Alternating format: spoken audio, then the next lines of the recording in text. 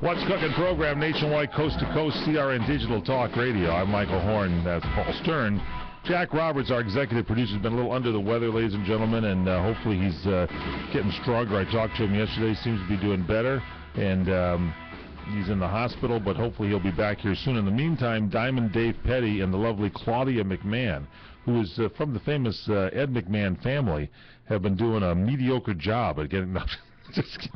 Mike, don't say that. Excellent job on lining up the guests who then don't show up. And luckily, yours truly, Mike Horn and Paul Stern, have been researching some of the big stories of the day. And I noticed, Paul, you were back in your office area there, and I'm just commenting. Bill Maupin is here, ladies and gentlemen. One of our great listeners happened to come in and get studio tickets. Was lucky enough, there's a year wait for tickets here to the What's Cooking Show. And through the glass right here in the studio, you can actually look in there, and this is something that you do, Paul, that I would never do, because when you're standing there, all you can see is a person's girth. Oh, that's nice. So that's why I will never stand there in that area there. And you're so much in better shape than I am. I wish you had more important stuff to look at.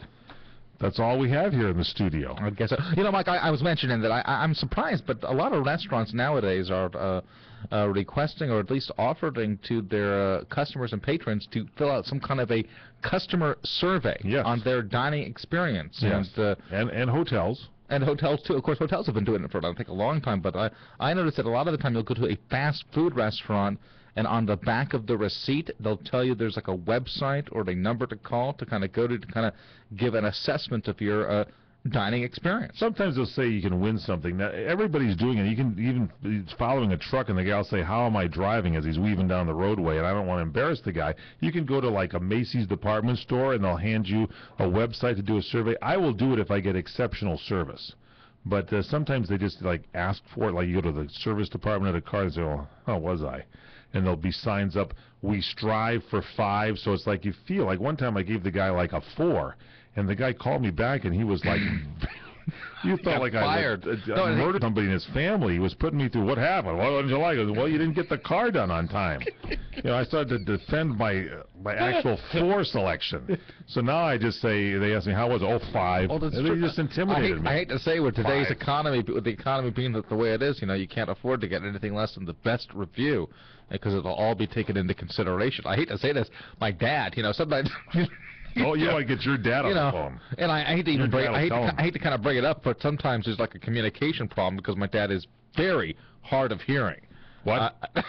And we had the plumber over, and the plumber came from a different country. I think I want to say like the Dominican Republic. Most repairmen nowadays, I notice, especially in Southern California, come from different countries. There's always a language problem. Well, no, the guy was what? No, the guy wasn't. No, he spoke very good English, but he was very soft spoken. And so my dad really couldn't hear anything. And there was some kind of misunderstanding about one thing or another. Mm-hmm. And something that the guy never even touched ended up being the kind of the rationale or the basis for the poor review. What was the problem that he came to repair? He came to repair a water heater, and there was like a problem with like the kitchen sink, and the guy wouldn't touch it because he said he didn't, that wasn't like... It wasn't on a service order. It wasn't on the service. He wants to come back and get you, see what they do with these guys. They see it coming. They want to charge another $55 for just the house call.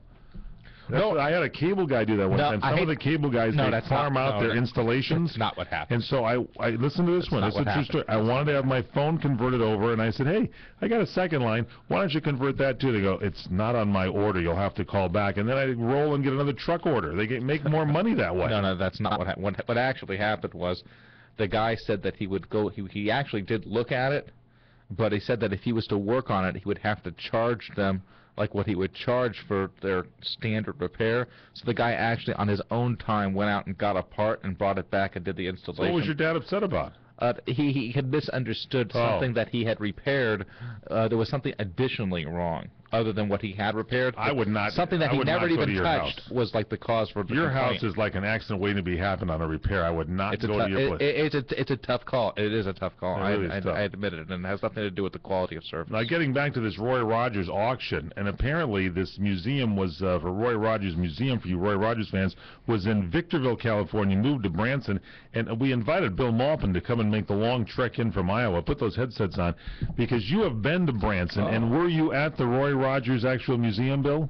No, I was there Well, what's wrong with you? Long before it was. Before it was there. Yes. So what's wrong with Branson? Apparently, I hear that. Why didn't it take? Who's that guy, Eddie Fucano, the fiddle player? Apparently, he's run into some hard times over there. I think Andy Williams is still performing. I think Donny Osmond is there. But it used to be all country music acts, and even Roy Clark has called here for help on our show. We've interviewed him a couple of times. What's going on in Branson? Well, I have a cousin that works down there. Get that a little closer to the microphone. There you go, yes. I have a cousin that works down there. And so what can he tell us, our undercover reporter? Bad times at Branson. It has hit. It has. Really? Yeah, he plays trumpet. He used to be Who, your cousin? Yes, and he goes around to the different shows whenever they need a trumpet player. And he said Not in many the last couple trumpets of years. in country bands. No, Unless but you're with Andy maybe Williams. Freddie Fender, and I think Freddie has passed away. I think that shows. I think Johnny Cash had a couple of trumpets along the way. So he has little work then, right? No, he has quite a bit, really. Oh. Yeah, but it's the tourism has went way down. Not to help your cousin, maybe I would move to the Omaha Council Bluffs area, and there's a lot of pickup polka bands there. There's Ernie Kuchera, Nebraska's #1 band. There's the Al Grebnick, remnants of the Al Grebnick band. There's a lot of great bands there in which they use trumpets. In the Czech bands, a lot of trumpets over there. A lot of work for your cousin. Oh, yeah, he has so much money. He's retired. He just does this for fun. Yeah. Well, apparently he could afford them. Listen to this. Nellie Bell, the Jeep, is going to be up there for auction. So is Roy's 1960s vintage Pontiac Bonneville. And apparently they're saying there's a Roy Rogers watch that Roy Rogers wore. It's going to go for maybe $400. This guy that's buying everything says, forget it. This $400? Michelle Bedigo says, forget it. It's going to go for more than that. And they're saying that, and I remember the Roy Rogers shows because there was never violence in it. Like in the Wild Wild West, there was plenty of violence and beating up and hitting people. They did the Happy Trails at the end. Wasn't that like the signature? Roy was an expert at shooting the gun out of the bad guy's hands. Remember that? There'd always be that scene where the guy would be ready to take a shot and the guy look at his hand and the gun was gone like a magician stole it. Roy there's never been anybody since Roy.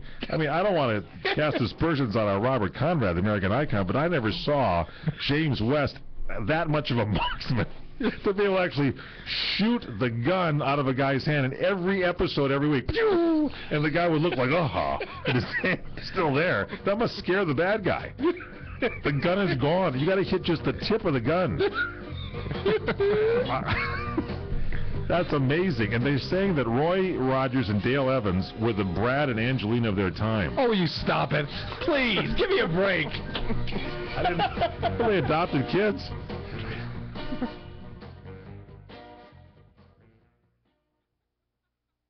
For over 30